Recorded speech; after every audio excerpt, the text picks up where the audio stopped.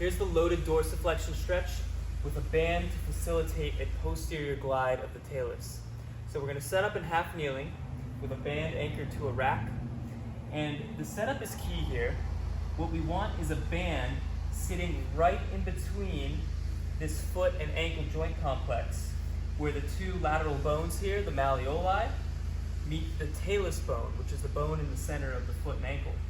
Okay, so the goal is we want to extend the foot and ankle all the way out so we have some good tension in the band. And we want this band pulling back and down slightly, okay? We don't want this band just pulling directly back.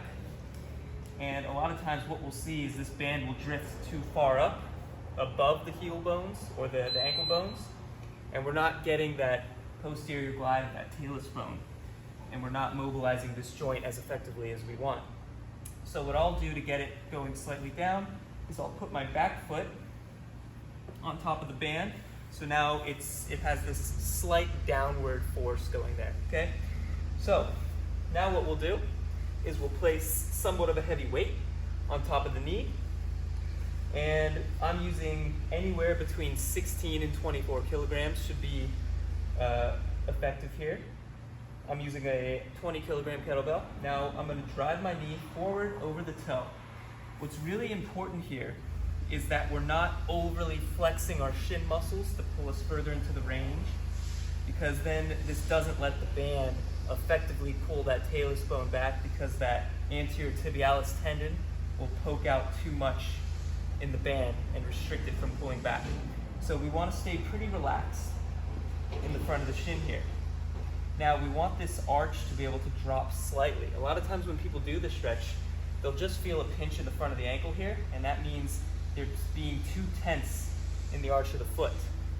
So what I would encourage people to do is to hunt around and find the position that feels less pinchy in the ankle. So for me, if I turn my belly button slightly away,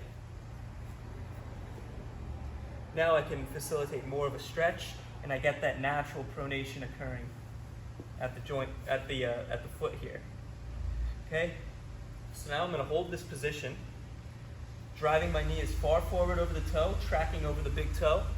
I'm not diving in too much. And now I'm going to start doing my isometric contractions here, where I drive my foot and toes down into the ground. About 5 to 10 seconds, and relax, and I can move a little bit deeper in the stretch.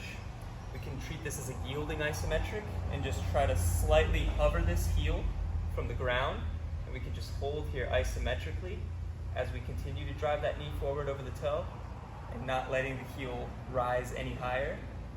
So now we're feeling that Achilles and soleus and calves just work really hard here. And then I can relax the heel back down, drive the knee further over the toe. Again, we don't want to feel too much pinch in that front of the ankle. We want to feel all the stretch in the back of the Achilles here. So now I can gently come out of it and reset on the other foot.